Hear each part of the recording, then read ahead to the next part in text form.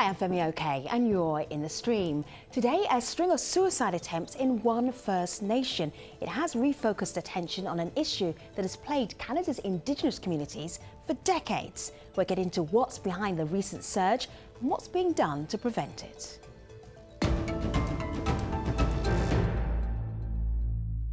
So this story first came to our attention when we heard about the attempted suicide of 11 youngsters. Malika Bilal, our digital producer, you've been following that. It happened in Attawapiskat, and it's a story that's difficult to talk about, but it has resonated with other Indigenous communities across Canada who've been fighting to address the issue of suicide for a long time.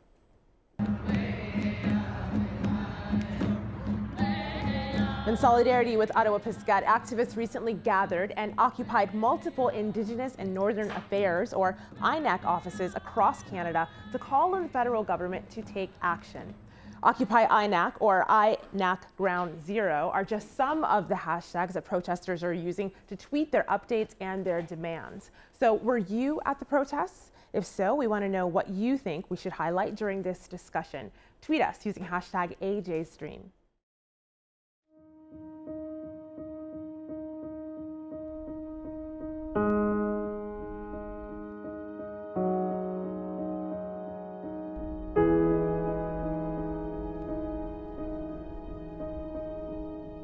If these were non-Aboriginal children, all the resources would be in their schools. When they're Aboriginal children, well, hey, you can take a number and stand in line. And meanwhile, kids are dying every day.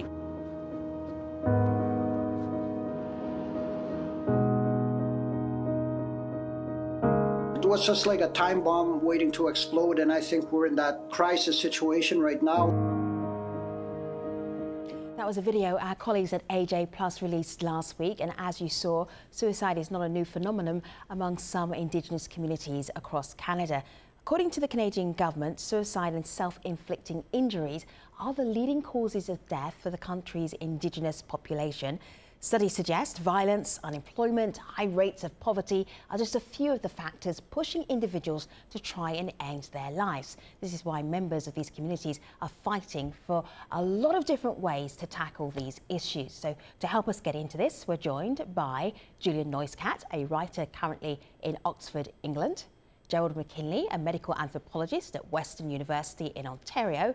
JOCELYN IAHTAIL is a former Attawapiskat resident, and PAMELA is a Mi'kmaq lawyer and professor at Ryerson University. We also reached out to numerous officials at Indigenous communities and the government to be part of this conversation. Now, many of them told us that they were really happy to join us, but they were going to be in an Attawapiskat today to hear the community's concerns. So, Julian, does that show that suddenly, finally, this issue is being taken seriously because officials, government officials, chiefs are all going off to this one community that's had such a surge in suicides? Not the only one, but really quite dramatic. No, I mean, I think that this is, as the statistics you read out earlier indicated, this has been a crisis that has been generations in the making. Canada knew that this was coming. And so my personal feeling is that it's great that they're taking action now, but this might be too little too late. JOCELYN, what do you think they're going to do, those officials? Well, there's a lot of things that they are going to do in terms of meeting with the people, in terms of, having Carolyn Bennett participate in the conversation with the youth and the community members. What I would like for them to do is to address the holistic issue. We can't just speak to the recent suicide attempts and the recent completed suicides, that the fact this has been happening all my life, 70s, 80s, 90s, 2000s, right up to 2016. We need to look at the root causes. We need to take a look at the fact that we have the Indian residential school that is the source of all of this intergenerational trauma. Those of us who attended the Indian Day School right within the community of the Attawapiskat First Nation. These are the issues that we need to bring forward. Sure. The fact that we have professional individuals who've been in the front lines working as counselors and social workers.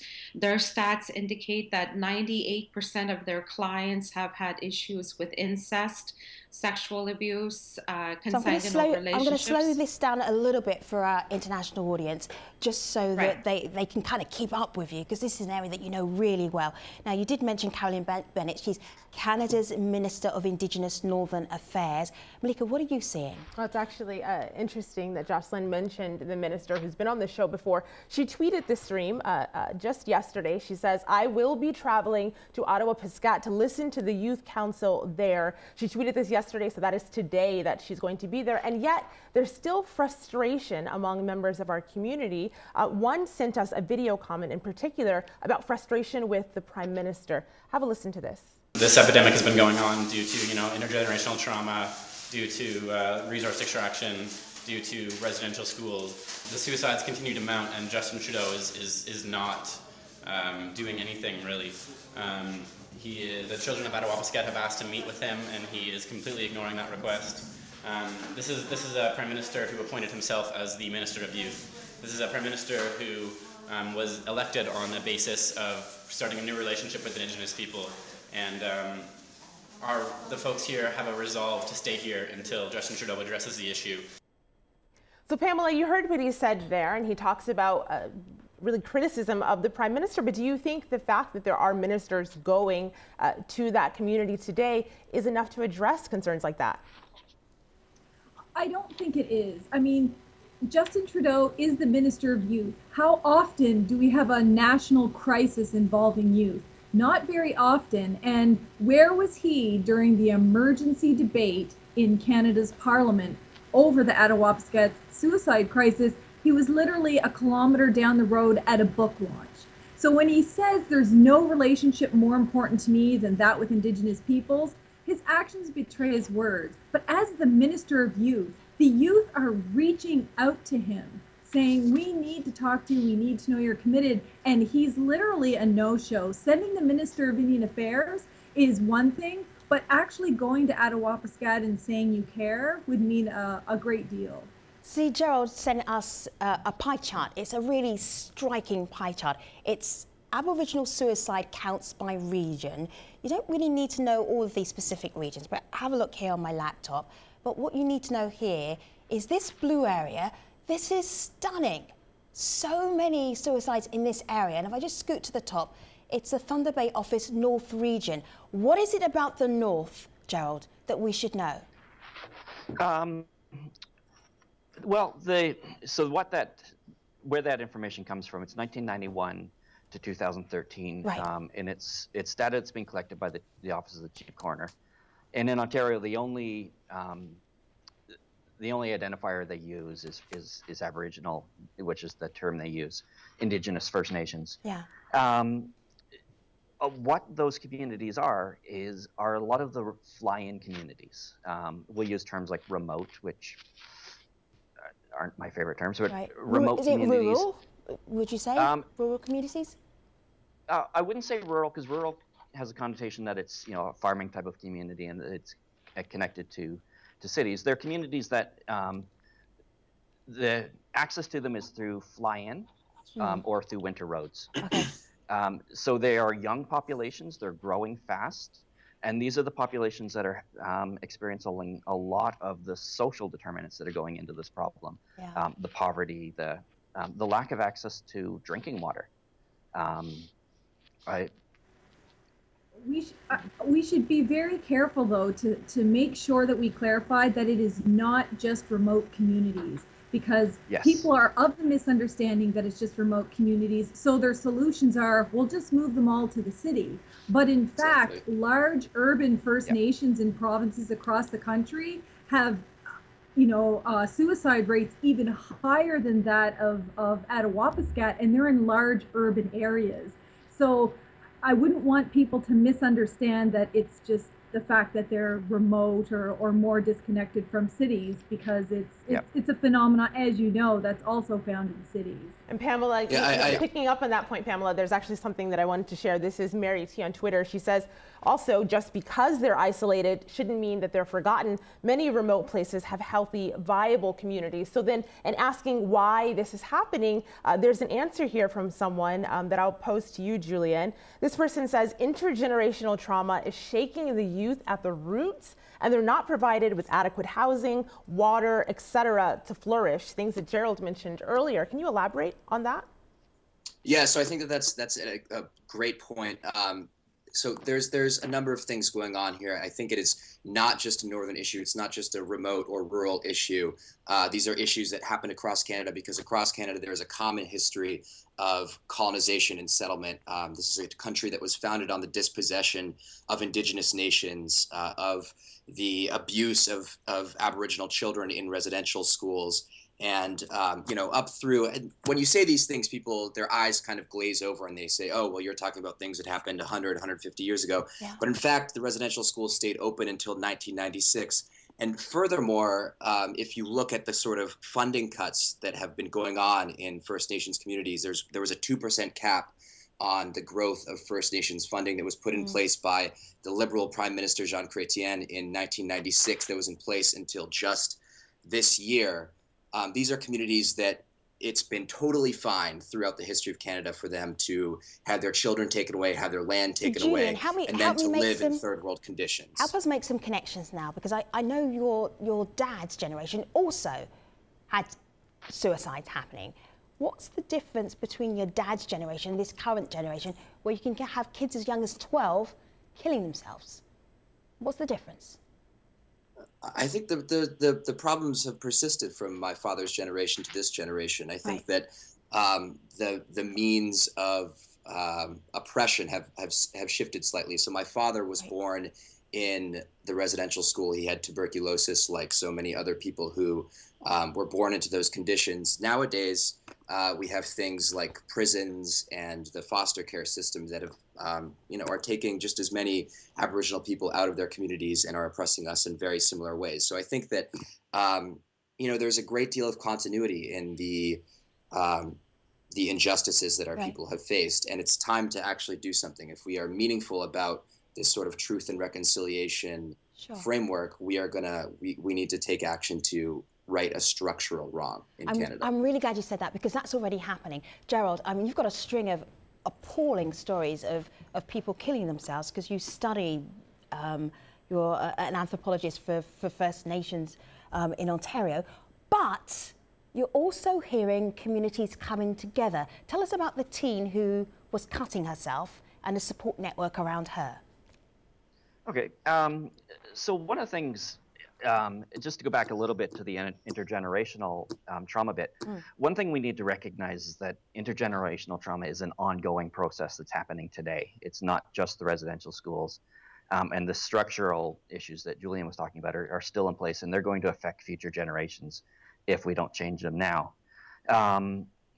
That story comes from one of the communities that I visit, and it was a young girl who was brave enough to share with our partners her own experience with pain and isolation, because there's a strong connection between people who are self-harming and the suicides.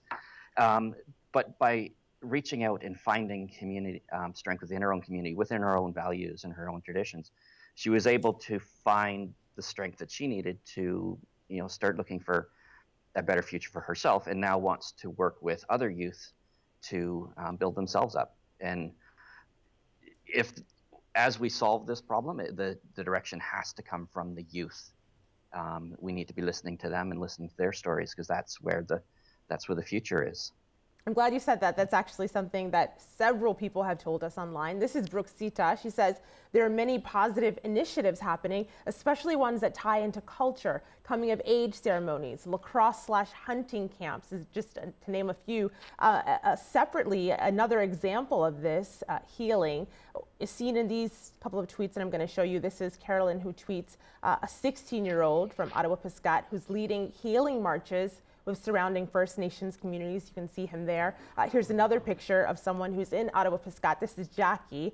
She says this is a youth healing walk for suicide awareness, and you see some of the pictures. This happened earlier in April. JOCELYN, what effect do you think things like this might actually have? How useful do you see them being? Well, if I may, we need to address some of the ongoing issues. For instance, I'm a suicide survivor. I attempted suicide when I was 15, and I was having issues with incest and sexual abuse. I needed protection. I needed people where I could safely say that I was being abused, and I needed somebody to stop my perpetrators. There are two kinds of circles. There's a circle of protection around the offenders, the predators, and there's another circle. There's a circle of protection around the victims, the survivors, and the victors. And right now, I can tell you that what is happening is there is a circle of protection around the predators and the offenders. What is abuse about? Abuse is about power and control. So and oftentimes JOCELYN, are you saying that it's the communities themselves that are not able to help the community? Is that what you're saying? That is a major issue. I can say that as having been an Attawapiskat resident, having confronted incest and sexual abuse. Because that can happen in any community. But are you saying that what I'm saying is if you've got a small community, from your take, are not able to help themselves? In a small community, it is very difficult to deal and challenge the status quo. They're right in your community at every turn, at the school, at the band office, at the hospital, with the police. It's everywhere you go. And so, first of all, in order for us to get healthy, you need to root out the predators. If we're going to have a treatment facility, we've already had a treatment facility. But if you're going to have predators sabotaging that treatment facility, that's something that you need to address. If we're going to have predators on the chief and council, that is something that you're going to have to address. Let me just bring in Pamela here, because you bring one perspective. But Pamela, one of the things that Malika said was she was getting a lot from First Nation communities who are saying, we're doing this, and we're doing this, and we're getting together, and we're supporting each other. Do you find that is the most positive thing that's coming out of the situation right now? The surge, the attention on the surge of suicide, the community is helping itself, which is a very different perspective from the one that JOCELYN is sharing with us.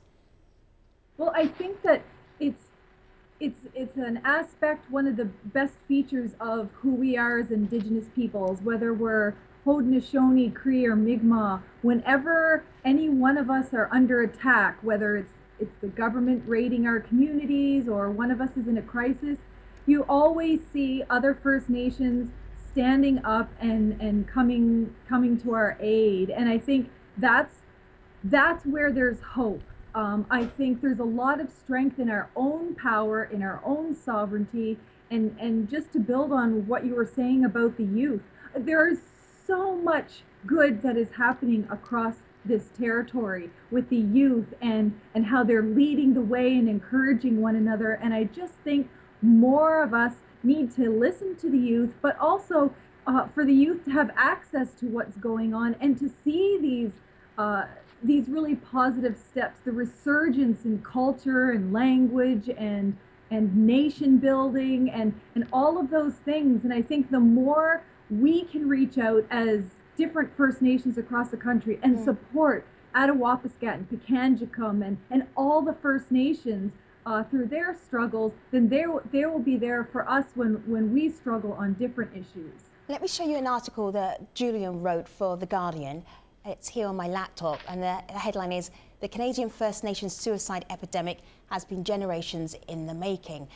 Julian, how close are First Nation communities right now in going, okay, we are acknowledging this problem, this is what we need to do? I think that First Nations, to say that it's just happening now would be to discredit the amount of organizing that has been happening in First Nations to right the ongoing wrongs that the Canadian economy and Canadian state have pressed upon our communities since, the settlers first arrived. So I think that, this needs to be put into an ongoing context of First Nations working to secure a more just and equal position for themselves. So that would be the first thing that I would say. I think secondly, I think that there was this big movement in 2013 called the Idle No More movement that sort of swept across Canada. It was really the first popular resistance to Stephen Harper's policies, sort of petro-state policies before the rest of Canada caught on. So it's kind of an indication that First Nations can be ahead of the curve a lot of the time and should perhaps be listened to more often. And so in this moment, sort of First Nations became a national driving force. There was unity and nation building across from Mi'kmaq in Eastern Canada all the way across to pipeline resistance in British Columbia. And I think that that's sort of the kind of mass movement that we sometimes need in order to prod Canada in the right direction. And I think that is the sort of organizing that I would like to see right now. And Julian, yet, even with all that, people online are saying there are still obstacles to reaching that goal that you mentioned. This is Jackie. She mentions a few. We need economic ventures that are culturally sustainable and a fair share of royalties from our lands. We are exploited so much. Another point of view from Brooksita again. She says, I've seen what reclaiming culture and spirituality can do for kids. It's amazing, but everything requires money. So money is the theme in both of those tweets. Gerald, is that the biggest obstacle you see? It's a big one. Whenever people ask what the solutions are going to take, one of them is definitely structural changes that are going to take money.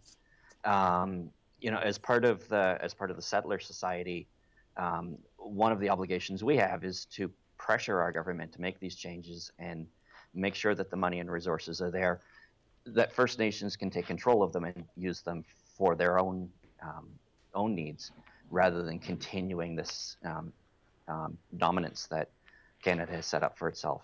So money is necessary. I think that go ahead, Pamela. If I can jump in, I think that there is sort of a myth that is perpetuated, particularly on the political center and political right, that First Nations are some sort of sinkhole for government spending. I think that we need to really flip the script on that. The reality is that that First Nations have, as I mentioned, the sort of 2% spending cap that existed until very, very recently actually didn't even match the population growth among Aboriginal communities. So we were getting less funding per person, per annum, not including inflation.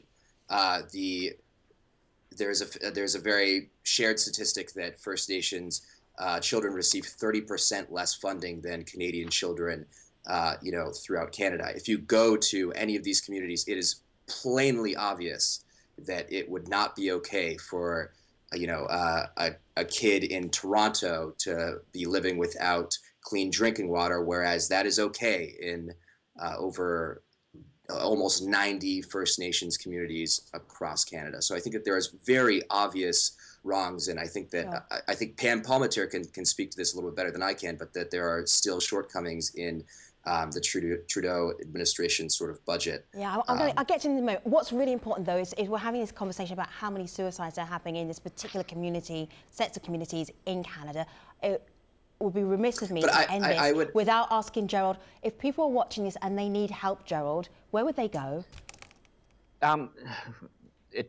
There's just so many different services. All right. I can't answer that question specifically. All right. Yeah. Okay. Part of the problem is here we can't assume that all First Nations are just this one organization. They're distinct cultures, distinct communities. Of course not. All right, so Julian and Gerald and JOCELYN and Pamela, and we're here, JOCELYN, again in the post show. What is she about to say? We will find out in just a moment. What kind of response are we getting online, Malika? This is a tweet from the chief of this community. Bruce says, let the world know Attawapiskat is standing strong with its children and looking for a renewed relationship with the government. The conversation will continue online at stream.aljazeera.com in our post show. Thanks for watching.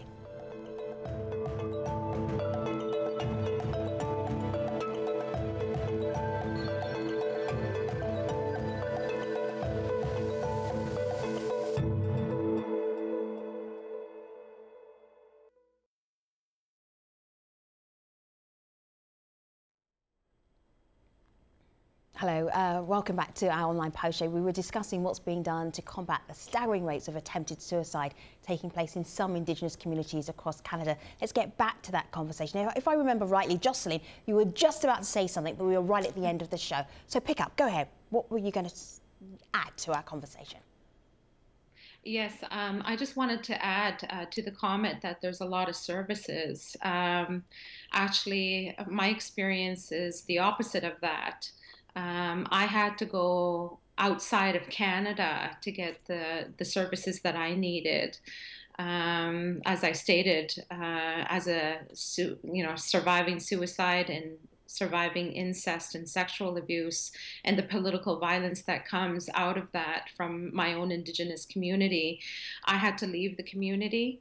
I had to flee from the lateral violence. And that suicide attempt at 15 catapulted me to get counseling. I went on to Minneapolis, Minnesota, into a 28-day program for women who'd been sexually abused as children.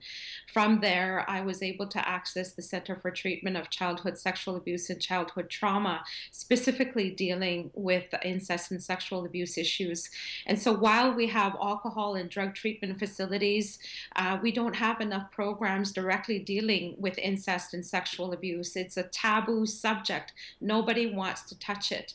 And this is why I'm saying Attawapiskat is our alkali lake. We need to have those professional people that are in the front lines, the social workers, the counselors, the Crown prosecutor that has stated that she has never met someone from the communities who hasn't been sexually abused. Those are profound statements. I've had police officers tell me exactly, validating and confirming what I've been saying for decades. And so we need to bring that to the forefront. You can develop all kinds of programs, but if you're not dealing with the perpetrators and you're allowing them to continue to get away with it, and not only get away with them, but we have perpetrators that are disguised as helpers and leaders. And it's not helping our people when we're pretending that's not happening. And so children out there, they need somebody who they can say, you know what, I'm an incest survivor. I've been waiting for my justice for over 20 years. So Jocelyn, I think one of the things I'm finding most challenging about this conversation is it's not about just abuse, not just about incest, not just about lack of connectivity or lack of water or being moved to a school out of your community. It's so many factors for why people of all ages, from young to old, are committing suicide. How do you even begin to address this, Gerald? It seems almost too big to, where do I even start? Well, you're certainly right. It's suicide is a problem. But it's also an expression of other problems, of the violence, of the poverty, of the lack of access to food. So, without making those large-scale structural changes and returning autonomy to communities, we're not going to get very far with it. Sure. And as JOCELYN's been saying, we also need to be making sure that the perpetrators are properly removed from positions where they can be hurting people. Right. So it's health in everything. It's not just the health centers that need to be involved. It's not just nurses and nurse practitioners and doctors. It's the police. It's the education system. And some of the more effective suicide prevention programs across at least the province of Ontario that I've seen do have integration of multiple programs into dealing with making sure that the children are healthy, rather than just saying, okay, we're going to stop suicide. But we need to give them an opportunity to live in a healthy life on their own terms.